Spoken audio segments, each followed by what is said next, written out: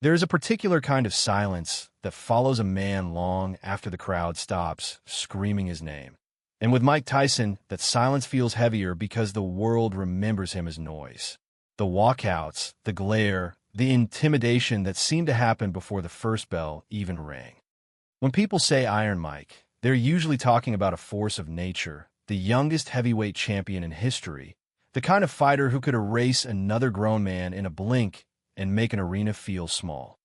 They remember the 91 seconds it took to fold Michael Spinks into history, the way cameras struggled to keep up with what Tyson's hands were doing, the way opponents looked like they had already lost while the referee was still giving instructions.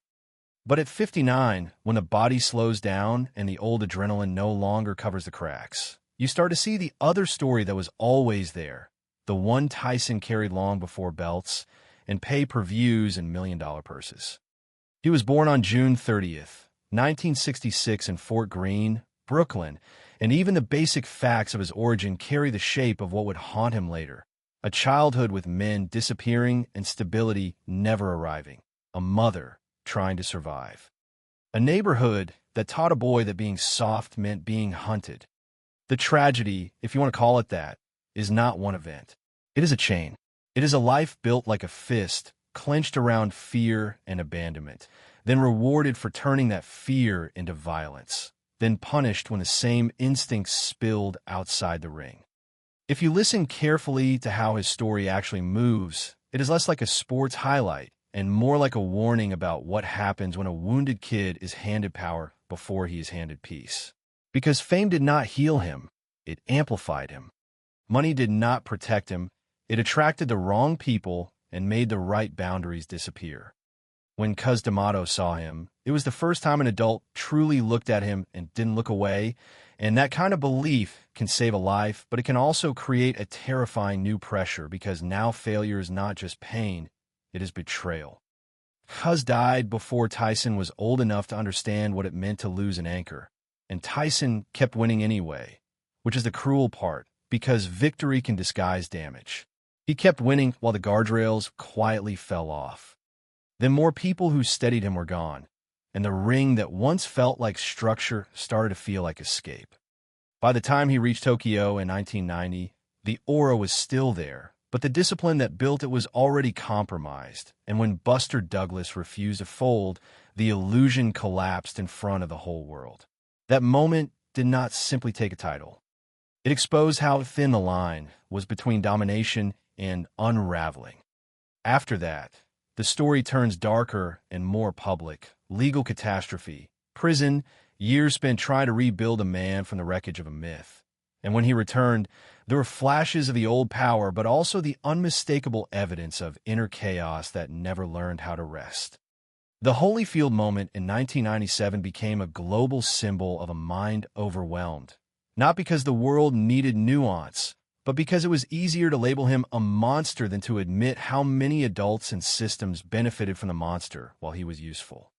And then comes the kind of heartbreak that does not care whether you were once the most feared man alive. The death of his 4-year-old daughter Exodus in 2009 after an accident involving a treadmill cord, a loss so absolute that it rearranges your entire definition of strength. Because there is no training camp for that, no rematch, no scorecard, no way to punch your way out of the sentence life hands you. In the years that followed, he also faced the humiliations that don't make highlight reels. Bankruptcy in 2003 after earning vast sums, the slow realization that excess is not the same as safety, and the daily negotiation with aging, pain, and memory.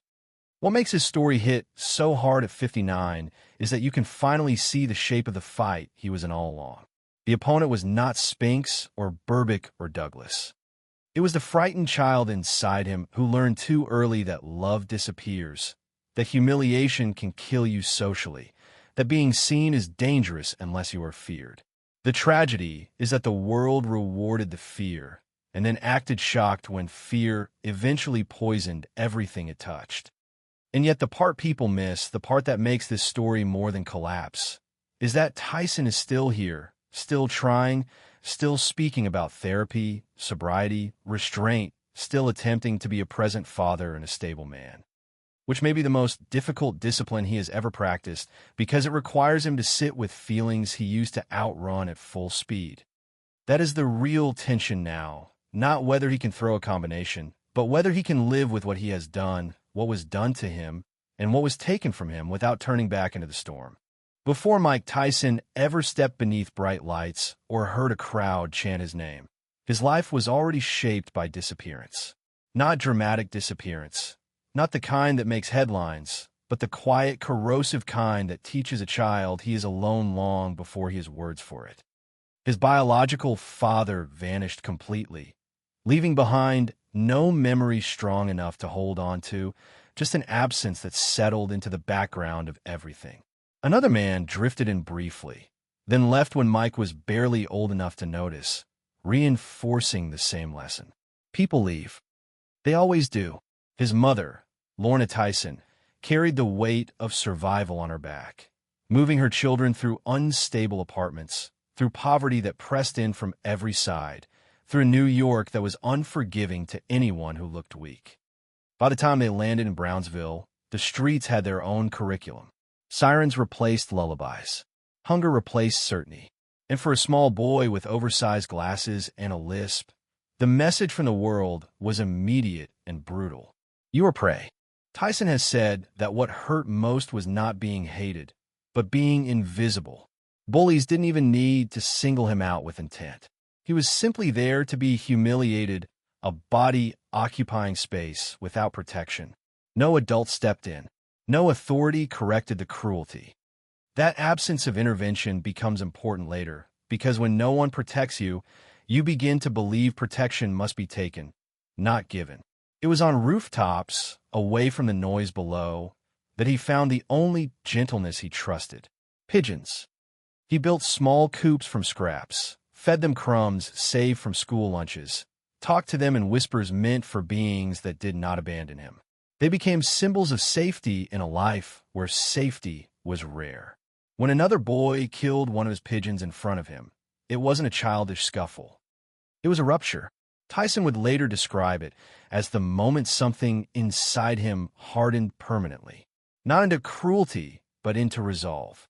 He decided he would never feel powerless again. That vow pushed him toward the streets, toward older boys and petty crime, toward a local crew that offered structure without care. Arrests stacked up quickly, nearly 40 by the time he was 13. Violence stopped feeling accidental and started feeling functional. It was survival with fists. In 1978, one impulsive act, grabbing a purse, crossed a line that pulled him out of Brownsville and into the juvenile system. He was sent to the Tryon School for Boys, a place colder than the streets in a different way. Institutional silence, long hallways, metal beds, and a visiting room that became its own form of torture. For months, he sat near the door, believing his mother might come. She never did.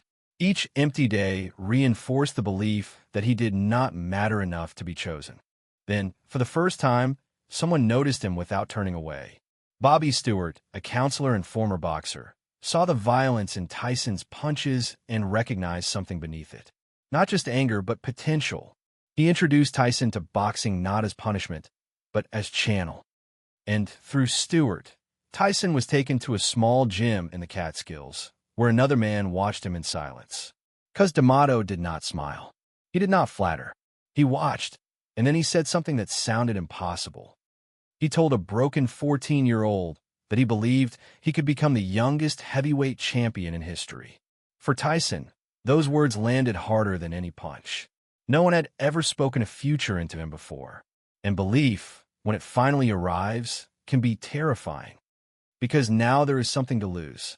Cuz did not simply train Tyson. He absorbed him.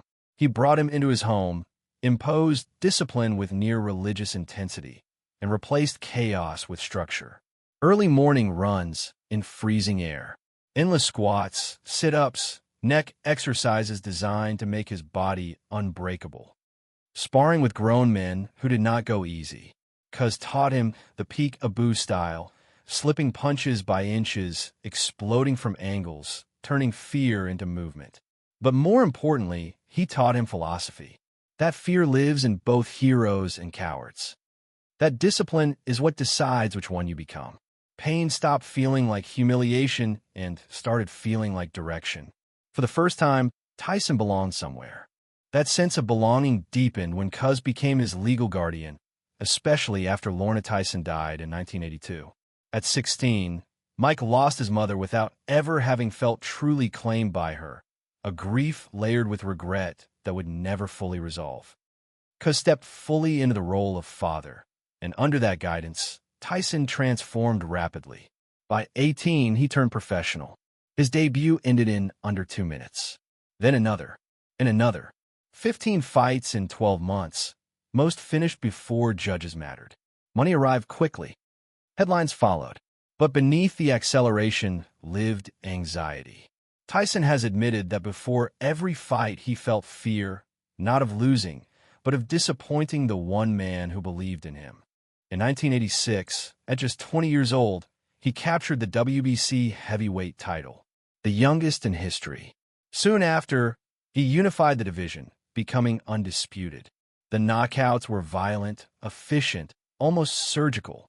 The world called him Iron Mike. But the belts could not fill the empty space beside the ring where Cuz should have been standing. Cuz had died the year before, and though Tyson kept winning, something essential had already been removed. He later compared it to driving at full speed after someone quietly took away the steering wheel. At the peak of his reign, after obliterating Michael Spinks in 91 seconds, he stood alone with his belts and thought not of triumph, but of absence. He wished Cuz could see it. That longing matters because it shows the pattern forming. Achievement chasing validation that will never arrive. Power masking grief it cannot heal. And this is where the tragedy sharpens because everything that followed grew from this imbalance. The world saw dominance. Inside, the boy who learned people disappear was still bracing for the moment it would all be taken away. By the time Mike Tyson reached his early 20s, the world believed it understood him. He was violence distilled, the embodiment of fear in human form. A champion so overwhelming that fights felt predetermined. But what the world mistook for certainty was actually imbalance. Cus D'Amato had not just trained Tyson's body. He had regulated his inner weather. When Cus died in 1985, that regulation vanished, and Tyson was left accelerating without a break, powerful enough to destroy anyone in front of him, but dangerously unequipped to manage what was happening inside. For a while, victory hid the damage. The knockouts kept coming. The belt stacked up. The money multiplied. And every win postponed the moment when Tyson would have to confront how alone he really was. After Cuz, others tried to fill the gap. Jimmy Jacobs, his manager, was gentle, intelligent, protective, a buffer between Tyson and the darker machinery of boxing and celebrity. Kevin Rooney, Cuz's hand-picked disciple, maintained the discipline, the routines, the mental structure that kept Tyson sharp and centered. But death has a cruel sense of timing. Jacobs died of leukemia in 1988. Not long after, Rooney was pushed out of Tyson's inner circle. With those losses, the last echoes of Cuz's voice faded. Into that silence stepped people who did not know how to say no and did not benefit from saying it. Nights grew louder. Training camps grew shorter. The ring was still conquered, but the man inside it was beginning to drift. This was also the moment when Tyson's personal life collided violently with his public image. In 1987, he married actress Robin Givens. To Tyson, the marriage represented something almost mythic. Stability, normalcy, a family that might finally anchor him to something other than rage and routine. But he entered that marriage as a 21-year-old carrying unhealed trauma, sudden wealth, and global scrutiny, with no model for healthy intimacy. The relationship was quickly swallowed by media attention, rumors, and emotional volatility neither of them knew how to navigate. When Givens spoke publicly about feeling afraid, the world chose sides, headlines hardened, and nuance disappeared. The marriage collapsed within a year, leaving Tyson humiliated, exposed, and more isolated than before. What he lost was not just a partner, but the fragile belief that he could build something gentle without destroying it. Still, the machine rolled on. In June 1988, Tyson dismantled Michael Spinks in 91 seconds, earning a purse so large it felt abstract. $22 million. Cameras flashing. Commentators struggling for language. It was the peak of his power. And yet, inside that moment lived a quieter truth. Tyson later admitted that standing there, victorious, he felt an overwhelming wish that Cuz could see him. That confession reveals the central fracture. He was not fighting for glory. He was fighting to be seen by someone who was gone. When success is driven by absence, it never satisfies. It only demands more. The cracks widened quickly. Street altercations followed. A fight with Mitch Green left Tyson injured outside the ring. Training discipline eroded. The people around him protected his image, not his stability. By early 1990, he traveled to Tokyo to face Buster Douglas. Undefeated, underprepared, emotionally adrift. The odds were laughable. 42-1. The fight should have been another routine execution. Instead, it became one of the most shocking collapses in sports history. Douglas refused to be intimidated. He got up from a knockdown. He fought with clarity and purpose. Tyson, exhausted and disoriented, could not adjust. In the 10th round, he was knocked down, crawling on the canvas, searching blindly for his mouthpiece while the world stared in disbelief.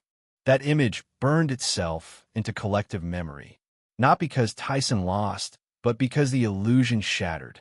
The invincible force was suddenly human, confused, exposed. Tyson later described the loss as unreal, like being trapped in a dream. But the loss was not the tragedy. The tragedy was what it revealed. Talent without discipline. Power without guidance. A man who had never learned how to hold himself when structure disappeared. After Tokyo, the narrative shifted. Tyson was no longer inevitable. He was volatile. The unraveling accelerated. Legal trouble followed. In 1992, Tyson was convicted of rape and sentenced to prison. At 25, he entered a cell stripped of myth, noise, and distraction. The door, closing behind him, sounded, he later said, like a ceiling collapsing on his entire life. Prison forced a confrontation he had avoided for years. There was no crowd to intimidate, no opponent to knock out. Only time, memory, and anger without direction. He fought. He isolated. He read. He trained in small yards. He prayed. Slowly, painfully, he began to understand something fundamental. Without discipline, strength becomes dangerous, not to others, but to yourself. When Tyson returned to boxing in 1995, the world welcomed him like a resurrected spectacle. Wins followed. Titles returned. But the victories felt different. Less clean. Less anchored. In 1997, frustration boiled over in the rematch with Evander Holyfield. The ear bite incident shocked the world and cemented Tyson's image as uncontrollable. Suspensions followed. Fines. Condemnation. But what the moment really represented was overload. A man overwhelmed by rage he had never learned how to process, reverting to the only language that had ever protected him. Violence. The defeats that followed were quieter, but no less devastating. Lennox Lewis outclassed him in 2002. In 2005, sitting on a stool against Kevin McBride, exhausted and empty, Tyson quit. He admitted later that he no longer had it in his heart. That confession matters. It wasn't his body that failed first. It was his will. The engine that had been running on fear and validation finally burned out. Then came the financial collapse. Despite earning hundreds of millions of dollars, Tyson filed for bankruptcy in 2003, buried under debt. Excess had consumed everything. Mansions sold. Cars vanished. Nights spent on couches. The man who once made arenas tremble now faced silence without armor. This was the true bottom. Not defeat, not disgrace, but emptiness. No fear in anyone's eyes. No myth to hide behind. Just a man facing himself without distraction. And yet, even here, something survived. Stripped of illusion, Tyson began to listen again to lessons planted decades earlier. Worth, he learned, was not measured in belts or applause. It was measured in who you become when nothing is left to protect you. That realization did not redeem him overnight. It did not erase harm, but it marked a turning point. For the first time, he was not trying to dominate the world. He was trying to understand himself. In that shift, fragile and incomplete, set the stage for the most devastating loss of his life, one that would permanently change how he understood strength, love, and survival. There are losses that bruise you, and there are losses that permanently rearrange who you are. For Mike Tyson, the years after boxing stripped him of identity were already heavy, but nothing in his life prepared him for the moment when grief stopped being metaphorical and became absolute. Before that moment arrived, he made one last attempt to build what he had wanted since childhood, a family that could outlast chaos. In the mid-1990s, after his release from prison, Tyson married Monica Turner, a pediatric resident whose calm and discipline felt like oxygen after years of volatility. With her, life slowed in ways he did not fully understand but deeply craved. They had 2 children, Raina and Amir, and for a brief window Tyson experienced something unfamiliar: routine mornings, domestic quiet, the fragile hope that love might stabilize what fear never could. But peace requires skills Tyson had never been taught. Unresolved trauma does not disappear when circumstances improve. It waits. Fame continued to pull him away. Old instincts resurfaced. Infidelity entered the marriage, something Tyson later acknowledged without excuse. Turner carried the weight of raising children while managing a partner whose internal battles were invisible to the outside world but relentless inside the home. The marriage did not explode. It eroded. By 2003, they divorced, and with that separation, Tyson lost not only a partner, but the closest approximation of normalcy he had ever known. Watching his children leave the home with their mother reopened a wound that had followed him since Brownsville, the feeling that families do not stay. In the aftermath, Tyson drifted again, emotionally exposed and financially unraveling. Then, in the early 2000s, he formed a relationship with Lakia Spicer, known as Kiki, a woman who recognized the frightened man beneath the legend. Their bond was imperfect, shaped by 2 people carrying unresolved damage, but it contained something new: recognition without illusion. In 2005, their daughter Exodus was born. For Tyson, this child did something no title ever had. She softened him. He described her presence as changing his spirit, teaching him gentleness in a way he had never experienced. For the first time, he allowed himself to imagine a future that was not built on force or fear, but on protection. That future ended in seconds on May 26, 2009. Exodus, just 4 years old, became entangled in the cord of an exercise machine inside the home. It was an accident so sudden and incomprehensible that language fails to keep up with it. Her brother Miguel witnessed the aftermath, a burden no child should carry.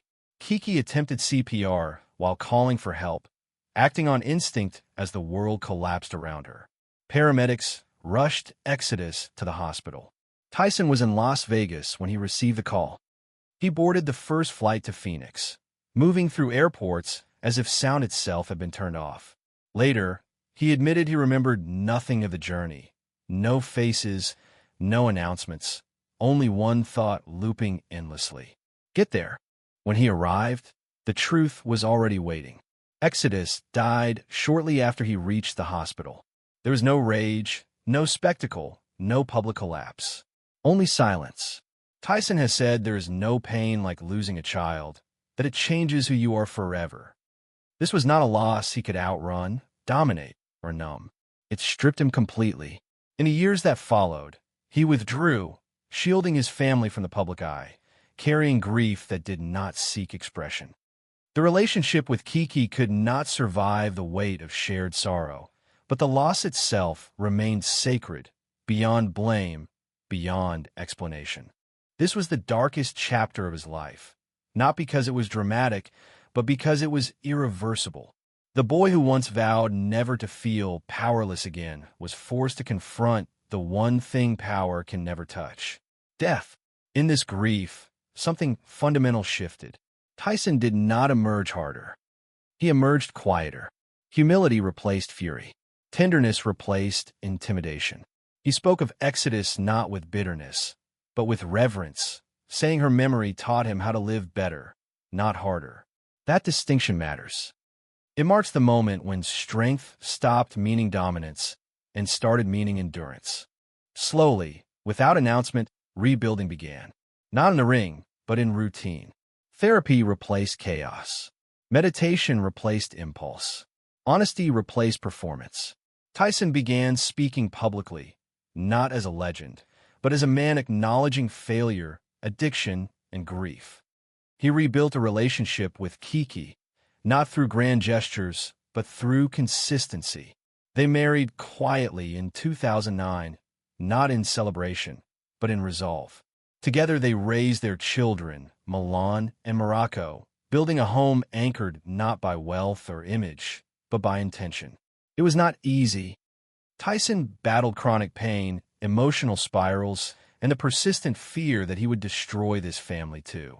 Kiki set boundaries. Tyson learned to apologize without defense. They chose each other repeatedly, not because wounds disappeared, but because they refused to let those wounds decide the ending. By his 50s, Tyson's body began enforcing limits his mind resisted. Sciatica, joint deterioration, nerve pain, injuries accumulated over decades of punishment. In 2024, a severe medical scare mid-flight reminded him that time always wins. Recovery demanded humility. Hospital corridors replaced training tunnels. Stretching replaced explosive power. Rest replaced obsession.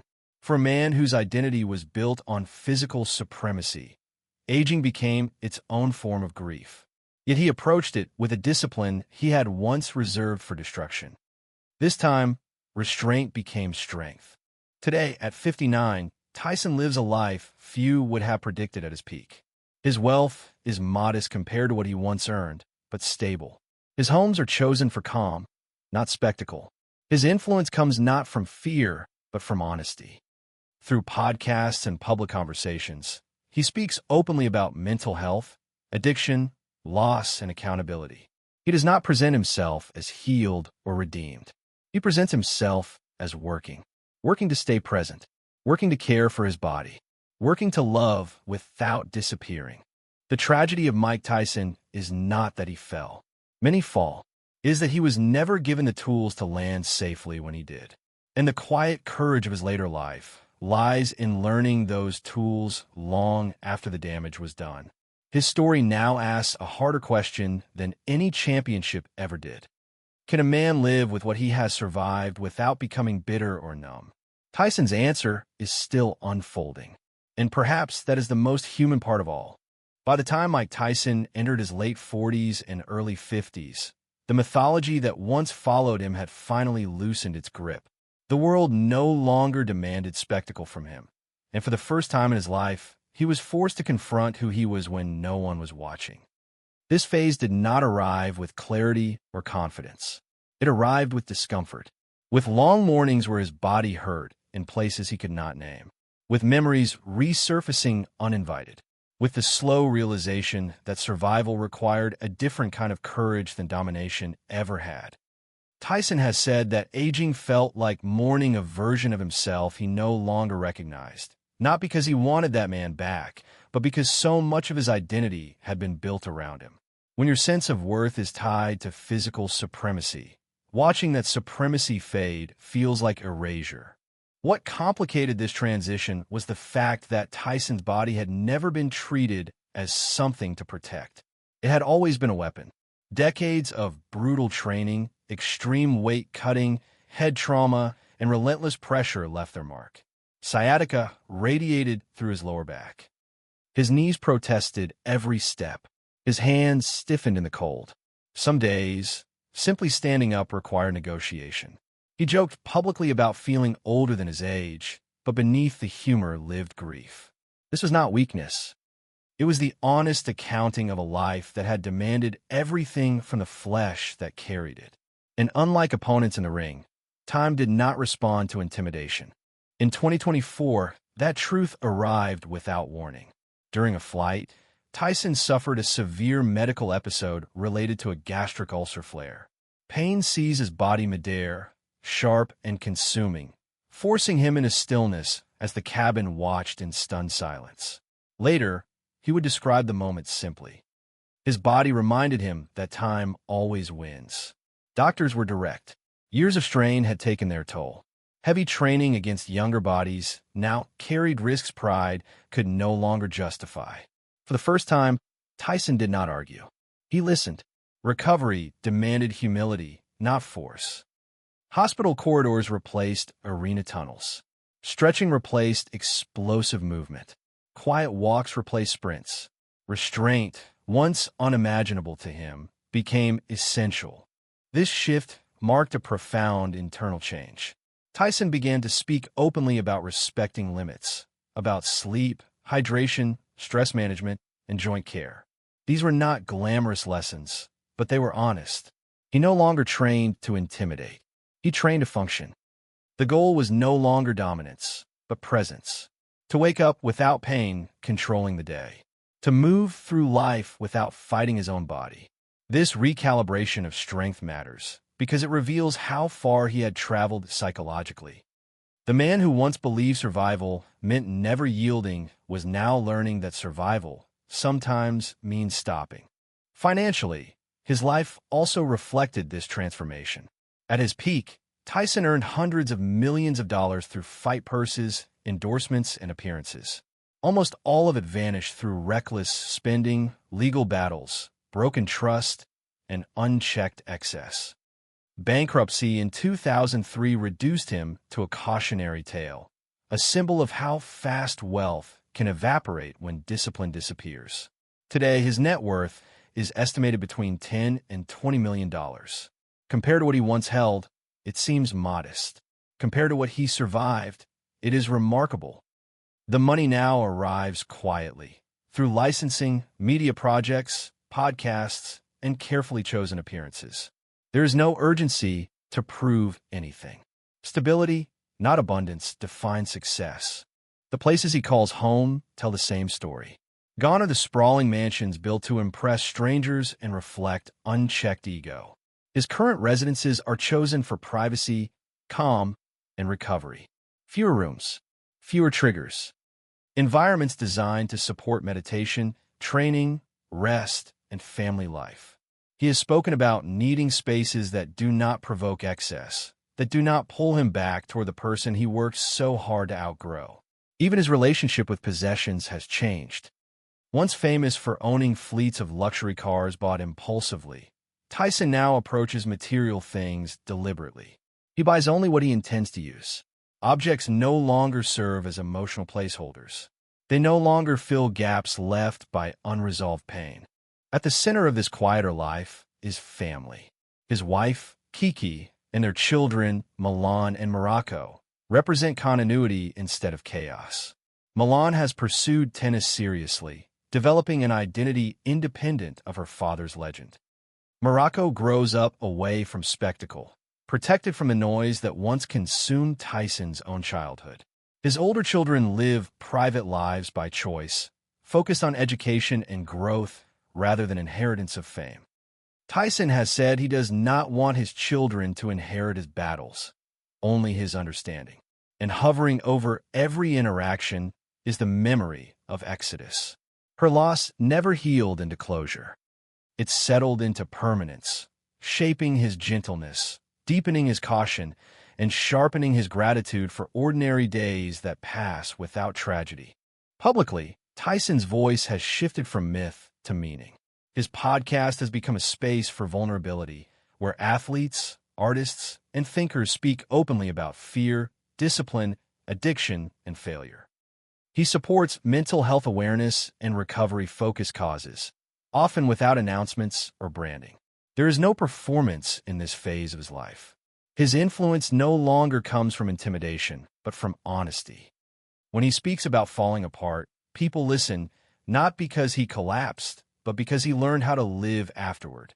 This chapter of Tyson's life is not about redemption in the cinematic sense. There is no clean arc, no final victory that resolves everything. Instead, there is accountability. He does not present himself as healed or perfected. He presents himself as working on restraint, working on kindness, working on staying alive mentally, physically, and emotionally. His story now asks a harder question than any championship ever did. Can a man live with what he has survived without becoming bitter or numb? Tyson's answer is not delivered in speeches or slogans. It is lived daily in small choices, quiet discipline, and the courage to remain awake inside his own life. As Mike Tyson moved deeper into his 50s, something subtle but profound began to define his life. Acceptance without surrender. This was not resignation, and it was not nostalgia.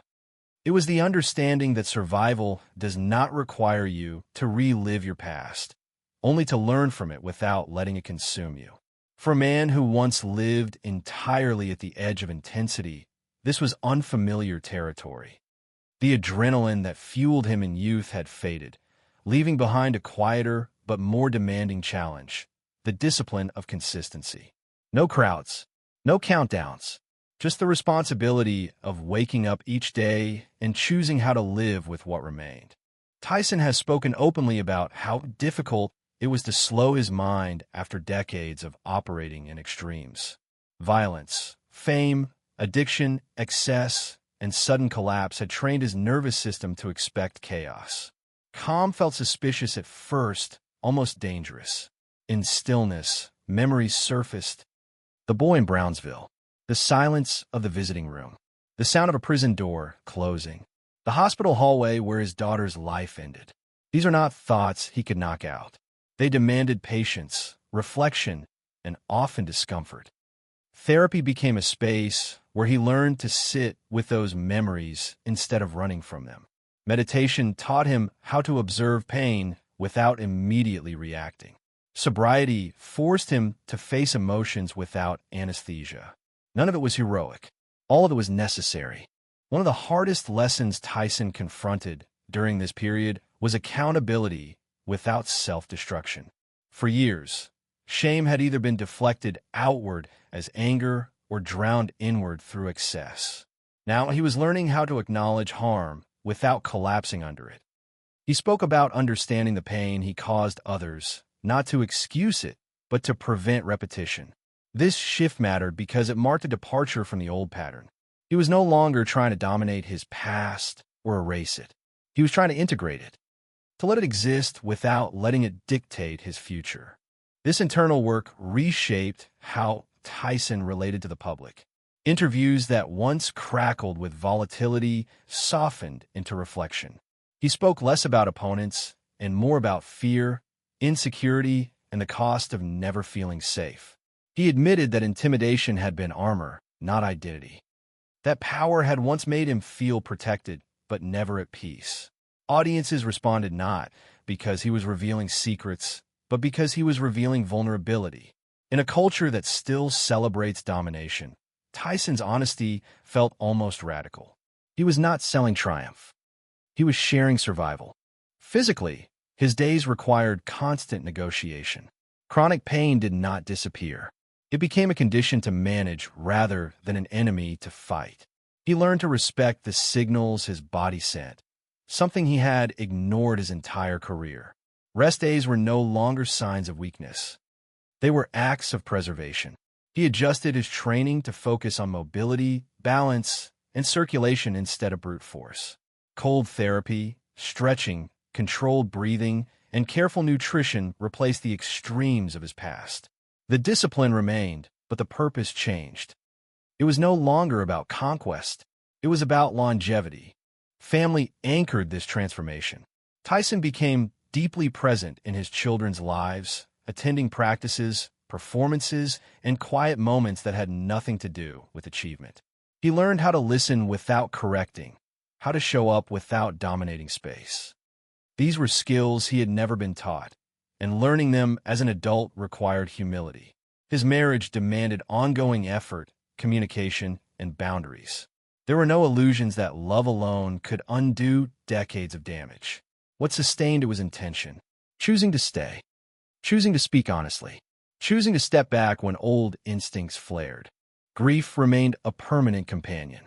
The loss of his daughter never softened into something manageable. It sharpened his awareness of fragility. Ordinary moments gained weight because he understood how quickly they could disappear. This grief did not paralyze him. It guided him. It made him more careful with time, more protective of peace, more reluctant to waste energy on performative conflict. He stopped chasing relevance and focused instead on presence. Being there, being awake, being steady. Financial restraint mirrored emotional restraint. Tyson learned to live within limits without resentment. There was no longer a need to prove worth through accumulation. Security replaced spectacle.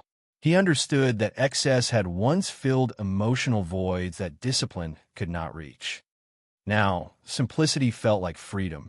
This did not mean his life became small. It became intentional. Each commitment weighed against whether it supported the life he was trying to maintain. What stands out most in this phase is Tyson's refusal to frame himself as redeemed. He does not claim transformation as a finish line. He describes it as maintenance, daily work, a choice that must be renewed repeatedly. This honesty strips away the fantasy of complete recovery and replaces it with something more realistic. Healing is not erasure. It is management. It is learning how to live well enough with what cannot be undone. As he approached 59, Tyson embodied a paradox that once would have seemed impossible. He remained physically imposing, still capable of reminding the world who he had been. But he no longer needed that reminder for himself. The fighter who once feared being unseen now found value in existing quietly, without spectacle. This did not diminish him. It clarified him. His strength was no longer measured by fear in others' eyes, but by his capacity to remain present with his own. And in that presence lies the final tension of his story so far. Not whether he can escape his past, but whether he can continue to live alongside it without letting it harden him again. The answer is not fixed. It changes daily. And perhaps that uncertainty is the truest measure of the fight he is still in, one that has no audience, no referee, and no bell to signal when it is over. There is a moment in every long life when the question is no longer what you can become, but how you will live with what you have already been. For Mike Tyson, reaching 59 did not arrive as a victory lap or a final reckoning. It arrived quietly, as most truths do, through repetition. Through mornings where the body needs care before ambition. Through conversations where honesty matters more than performance. Through the steady realization that survival, real survival, is not dramatic. It is sustained. What separates this stage of Tyson's life from everything that came before is not wisdom in the abstract, but responsibility in practice. He no longer speaks as a symbol or a spectacle. He speaks as a man who understands that his past cannot be undone and does not need to be relived. The violence that once defined him has been recontextualized, not denied, not glorified, placed where it belongs, as a response to pain that was never addressed early enough. This reframing does not excuse harm. It prevents repetition, and that distinction is the line Tyson now walks with care. He has said that the hardest thing he learned was that fear never actually leaves. It changes shape. As a child, fear meant humiliation and abandonment. As a champion, it meant disappointing those who believed in him. As an aging man, it means losing the fragile peace he has built. The difference now is not the absence of fear, but the way he meets it. He no longer tries to crush it. He listens. He adjusts. He rests. That alone marks a revolution in a man who once believed rest was weakness. The body continues to enforce this lesson daily. Pain is no longer an interruption. It is a condition. Tyson has learned to negotiate with it rather than declare war. This negotiation requires patience, humility, and acceptance that progress is measured in maintenance, not milestones. The discipline that once fueled destruction now supports preservation. He stretches instead of explodes. He breathes instead of charges. These are small acts. They're also everything. What makes this chapter resonate beyond celebrity is its ordinariness. Tyson's current challenges mirror those faced by countless people who age with unresolved trauma. The reckoning with regret, the effort to stay present, the fear of repeating old patterns when stress returns, the temptation to numb rather than feel. Tyson's difference is not that he escaped these struggles. It is that he now names them publicly, without bravado. That naming carries weight because it removes the illusion that power shields anyone from consequence. Family remains the axis around which his life now turns, not as a source of identity, but as a responsibility. He understands that love does not survive intensity alone. It survives consistency, showing up when there is nothing to prove, apologizing without conditions, listening without defending. These are quiet disciplines, and they do not come naturally to someone shaped by dominance. Tyson practices them anyway, imperfectly, repeatedly. The memory of his daughter remains the deepest current beneath everything. It is not something he resolves. It is something he carries. That grief has stripped his life of triviality. It has sharpened his priorities. It has taught him that time is not an opponent to defeat, but a resource to protect. Days without catastrophe are no longer neutral. They are precious. This awareness has slowed him, softened him, and grounded him in ways success never did. Publicly, his influence has shifted from fear to reflection. People listen to him now not because they expect intimidation, but because they recognize honesty. He does not offer formulas. He offers testimony about addiction, about loneliness, about the danger of being celebrated before you are stable. These reflections matter because they challenge a culture that still confuses intensity with purpose and dominance with strength. Tyson's life stands as evidence that these confusions are costly. At 59, the tragedy of Mike Tyson is no longer unfolding as collapse. It exists as residue. The residue of a childhood without safety, of fame without guidance, of power without containment. The heartbreak is not that he fell. It is that he had to learn so late how to stand without swinging. And yet, the endurance of his later life suggests something quieter and more difficult than redemption. Responsibility. He does not claim to be healed. He claims to be awake. Awake to his limitations. Awake to his patterns. Awake to the work required to remain human after living as a myth. This wakefulness is not guaranteed. It demands daily effort, but it is real. And in that reality lies the final meaning of his story so far. Mike Tyson's greatest fight was never against another man. It was against the instinct to disappear behind force when life became unbearable. At 59, he is still in that fight. Not with fists, with restraint, with presence, with the courage to live honestly inside a body and a history that will never let him forget who he has been. And perhaps that is the most difficult discipline of all.